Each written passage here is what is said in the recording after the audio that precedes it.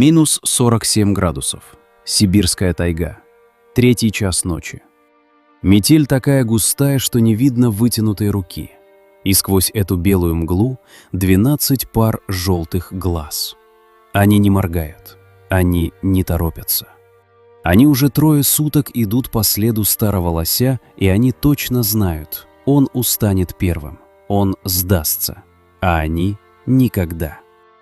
Это не сцена из фильма ужасов. Это обычная ночь в жизни обычной волчьей стаи где-то в глубине северной тайги.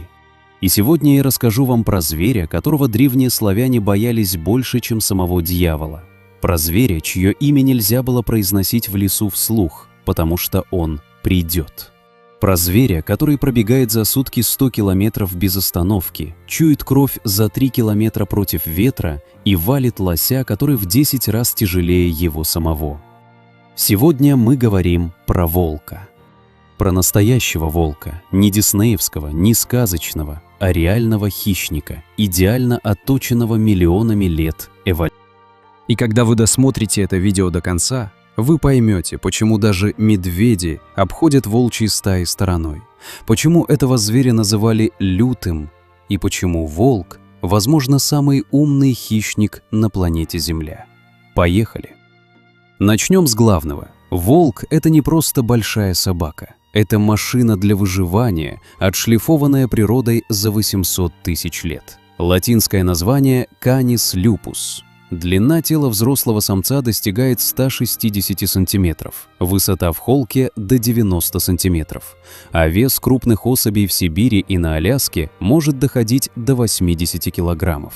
Для сравнения, это вес взрослого мужчины. Только этот мужчина бегает со скоростью 60 километров в час, прыгает в длину на 5 метров и сжимает челюсти силой 450 килограммов на квадратный сантиметр. Чтобы вы поняли, у питбуля сила укуса около 120 килограммов. У волка почти в 4 раза больше. Одним укусом волк ломает бедренную кость лося, просто перекусывает ее, как сухую ветку. И вот теперь представьте, что таких зверей в стае 12. И они работают как единый организм. Но физическая мощь — это только половина истории. Главное оружие волка — его мозг. Ученые из Венского университета провели серию экспериментов, в которых сравнивали интеллект волков и собак. Результаты оказались шокирующими. Волки решали логические задачи быстрее собак в 4 раза. Они понимали причинно-следственные связи, которые недоступны даже шимпанзе.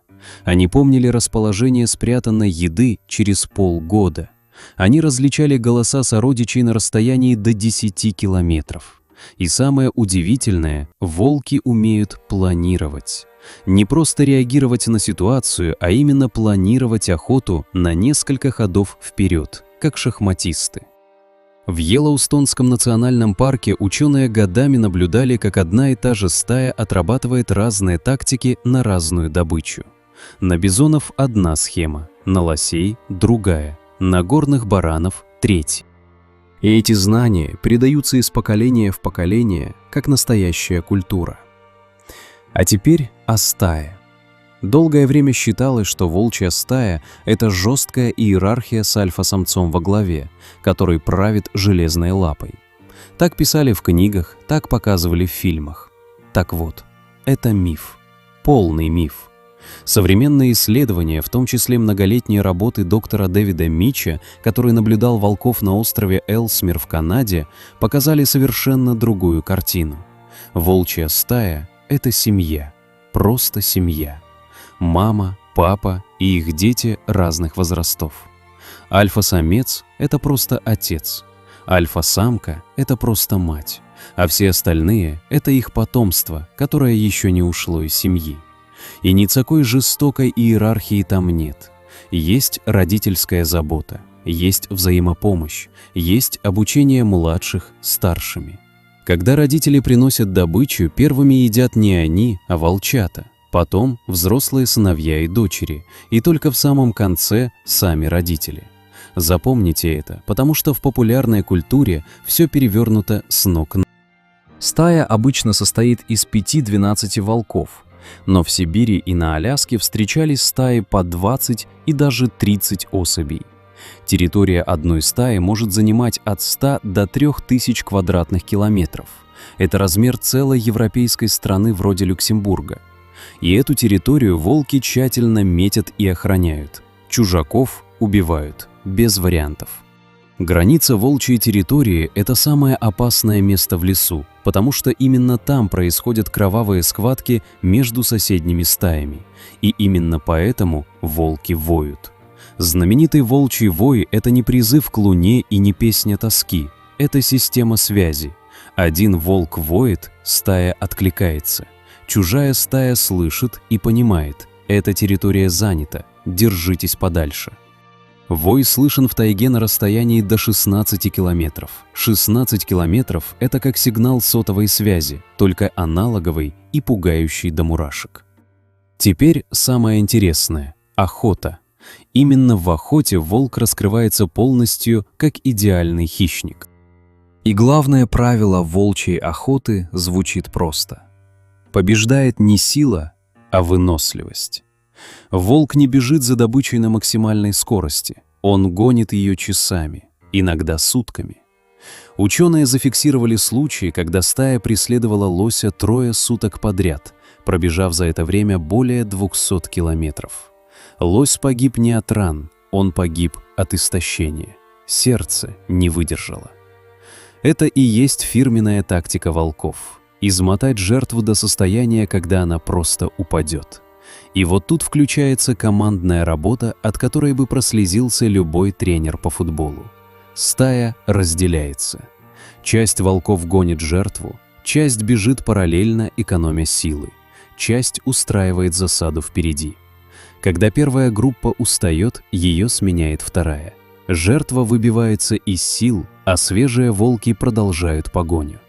И когда несчастный лось или олень больше не может бежать, стая смыкается. Двое заходят сзади и впиваются в задние ноги, перерезая сухожилия. Один прыгает на горло, остальные хватают за бока, за брюхо, за... Через несколько минут все кончено. Особенно жутко выглядит охота волков на овцебыков в арктической тундре. Овцебык весит до 400 килограммов, у него огромные рога и кожа толщиной с автомобильную покрышку. Овцебыки знают про волков и применяют гениальную тактику. Встают в круг, рогами наружу, телятами в центр. Пробить такую оборону почти невозможно. Почти. Волки часами кружат вокруг этой живой крепости, ища слабину. Они провоцируют молодых быков на атаку. Один молодой и горячий бык не выдерживает, выскакивает вперед. Круг разрывается, и в эту брешь врываются волки. Дальше кровавая математика. За одну атаку стая может убить нескольких овцебыков. Это не зверство и не жадность, это инстинкт. На севере добычу удается поймать редко, поэтому волки берут максимум, когда есть возможность. Остатки они закапывают в снег и возвращаются за ними через недели и месяцы. А что насчет лося? Лось – это любимая добыча волков в наших широтах. Но лось – зверь огромный. Взрослый самец весит до 700 килограммов и легко убивает волка одним ударом копыта. И вот тут волки показывают чудеса стратегии. Они никогда не нападают на здорового сильного лося в лося. Никогда. Стая может неделями ходить по округе, наблюдая за стадом и выбирая жертву. Они ищут больного, старого или раненого. Они проверяют животных, заставляя их бежать, и смотрят, кто хромает, кто отстает, кто задыхается. Это называется тест на пригодность. По сути, волки выполняют роль санитаров леса, выбраковывая слабых особей и тем самым делая популяцию копытных здоровее. Без волков лосиные стада вырождаются, слабые гены передаются дальше, болезни распространяются быстрее, лес деградирует. Об этом я еще подробно расскажу чуть позже, потому что это одна из самых удивительных историй современной экологии. А пока давайте поговорим о силе и сравнениях. Может ли волк убить медведя? Этот вопрос задают чаще всего. Ответ – да, может, и регулярно делают. Особенно в брачный период, когда медведь-самец выходит из берлоги, отощавший после зимы, или когда речь идет о медвежатах. Стая волков из 10-12 особей способна загнать и убить даже бурого медведя, особенно молодого или ослабленного. Случаи задокументированы и в России, и в Северной Америке. В Йеллоустонском парке камеры неоднократно фиксировали, как стая волков отнимает у гризли только что убитого лося. Медведь, даже взрослый, предпочитает уйти, а не связываться с дюжиной зверей, каждый из которых готов умереть за своих. Один на один взрослый медведь, конечно, разорвет волка, но один волк никогда не нападает на медведя. Зачем? У него есть семья, а семья – это сила. С тигром история другая. Амурский тигр – один из немногих хищников, которого волк действительно боится. На Дальнем Востоке, где ареалы пересекаются, происходит интересная вещь. Там, где появляется тигр, волки исчезают. Тигр методично уничтожает волчьи стаи, считая их конкурентами за добычу. Ученые называют это явление тигриным эффектом.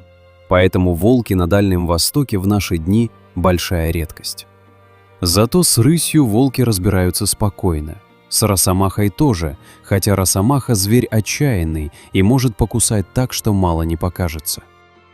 С лисами и шакалами волки не церемонятся, убивают на месте как конкурентов. Жестоко? Да. Но это закон тайги, и волк... А теперь самый частый и самый страшный вопрос. Нападают ли волки на людей? Я знаю, что многие из вас сейчас напряглись. Давайте разбираться честно, без сказок и без замалчиваний. Здоровый дикий волк боится человека, по-настоящему боится. За 20-21 век в Северной Америке задокументировано всего 2 случая, когда волки убили человека. 2 случая за 100 с лишним лет. Для сравнения, собаки убивают в США около 30 человек в год. То есть домашняя собака опаснее волка в десятки тысяч раз. В России статистика другая, более тревожная. В 90-е годы, когда контроль за популяцией ослаб, фиксировали случаи нападений в отдаленных деревнях. Но почти всегда это были либо бешеные волки, либо гибриды волка с собакой, которые потеряли страх перед человеком. Чистокровный здоровый волк, увидев человека, разворачивается и уходит. Он не охотится на нас. Мы для него непонятное двуногое существо с резким запахом, от которого лучше держаться. И тем не менее, заходить в лес, где живут волки, в одиночку и без оружия – плохая идея. Особенно зимой, особенно в сумерках. Голодный волк – опасный волк. Помните об этом. А теперь история, от которой у вас побегут мурашки. История о том, как один зверь изменил целую экосистему. Йеллоустонский национальный парк, США. К началу 20 века волков там полностью истребили. Фермеры считали их вредителями, охотники – трофеями. К 1926 году в парке не осталось ни одного волка. И что произошло? Сначала ничего. Все радовались.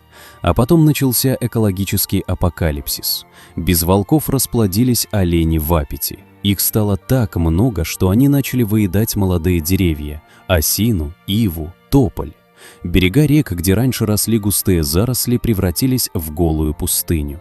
Бобры остались без строительного материала и исчезли. Без бобровых плотин реки начали менять русло, разнувать берега. Птицы потеряли места гнездования, рыба не рести. Медведи остались без ягод, потому что кустарники тоже исчезли. Парк, который был жемчужиной природы, начал умирать на глазах ученых. И тогда, в 1995 году, было принято историческое решение – вернуть волков. Из Канады привезли 14 волков и выпустили в парк. 14 зверей на огромную территорию. И произошло чудо. Волки начали охотиться на оленей, олени стали осторожнее, перестали стоять на одном месте, начали избегать открытых пойм. Молодые деревья получили шанс вырасти. За 5 лет вдоль рек снова поднялись осиновые и ивовые рощи. Вернулись бобры, бобры построили плотины, в прудах появилась рыба. Прилетели птицы, размножились лягушки. Медведи нашли ягоды, лисы получили мышей, орлы — рыбу. Вся экосистема ожила. Ученые назвали это явление трофическим каскадом, когда один хищник на вершине пищевой пирамиды влияет на все, вплоть до микроорганизмов в почве. Волки буквально изменили русло рек. Реки в Йеллоустоне сегодня текут не так, как до возвращения волков. Один зверь, 14 особей, изменили географию. Вот что такое настоящий волк. Не убийца, не вредитель, а ключевой вид, без которого природа разваливается. Теперь немного о волке в культуре. У славян волк был сакральным зверем. В русских сказках он то злодей, серый волк, который съел красную шапочку, то верный помощник, как серый волк Ивана-Царевича. Двойственное отношение, уважение и страх одновременно. У северных народов, якутов, эвенков, чукчей, волка нельзя было называть по имени. Говорили иносказательно – зверь, серый, лесной хозяин. Считалось, что если произнести имя, волк услышит и придет. У римлян волчица вскормила Ромула и Рема, основателей Рима. У монголов волк был тотемным предком. Чингисхан называл себя потомком сивого волка. У викингов волк Фенрир был чудовищем, которое в конце времен убьет самого бога Одина. Везде, где жил волк, он попадал в мифы. Везде его боялись и уважали. И только в современной массовой культуре волка превратили в карикатуру, то в милую плюшевую игрушку, то в кровожадного монстра. Настоящий волк, он другой, он сложнее, он умнее, он реальнее. Еще несколько фактов, которые вас удивят. Волки моногамны. Самец и самка выбирают друг друга на всю жизнь. Если один из партнеров погибает, второй часто тоскует месяцами, отказывается от еды, иногда уходит из стаи. Ученые фиксировали случаи, когда овдовевшие волки выли на закате несколько недель подряд, зовя погибшую пару. Зовут ту, которая никогда не ответит. Если это не любовь, то что вообще такое любовь? Дальше. Волчата рождаются слепыми и глухими, как щенки, открывают глаза только на 10-14 день. Первые 2 месяца их кормит молоком мать, а потом все взрослое поколение стаи начинает приносить им мясо, пережеванное и отрыгнутое. Да, это звучит мерзко, но это идеальная детская пища. Все взрослые волки в стае няни.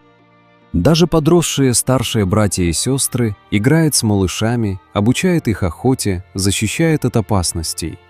Это настоящий детский сад на природе. К году волчонок становится полноценным членом стаи. К 2 годам он может уйти искать собственную территорию и партнера. Это называется дисперсия. Молодой волк-одиночка может пройти за время поисков 1000 километров. В Германии в 2018 году поймали волка, который пришел туда из Польши, преодолев 1500 километров. Просто шел и шел, искал свою судьбу и нашел, встретил волчицу, основал новую стаю. Еще факт. Волки – отличные пловцы. Они спокойно переплывают реки шириной в несколько километров. На острова попадают вплавь, преодолевая морские проливы. Один зафиксированный случай – волк проплыл 13 километров по холодной воде Берингового моря. 13 километров в ледяной воде. Любой марафонец-пловец позавидует. И еще, волки практически не болеют. Иммунная система у них феноменальна. То, от чего домашняя собака умрет за неделю, волк переносит на ногах. Раны у них заживают втрое быстрее, чем у людей. Ученые изучают волчью кровь в надежде создать новые лекарства. Возможно, через несколько десятилетий, благодаря волкам, мы научимся лечить болезни, которые сегодня считаются неизлечимыми. И последнее, о чем я хочу рассказать – о будущем волков. Сегодня волк не самый редкий зверь. В России его популяция оценивается в 50-60 тысяч особей, в Северной Америке – около 70 тысяч. В Европе после многих лет преследования волки возвращаются. В Германии, Франции, Испании, даже в Дании их снова стало можно встретить. Но в некоторых регионах волки на грани.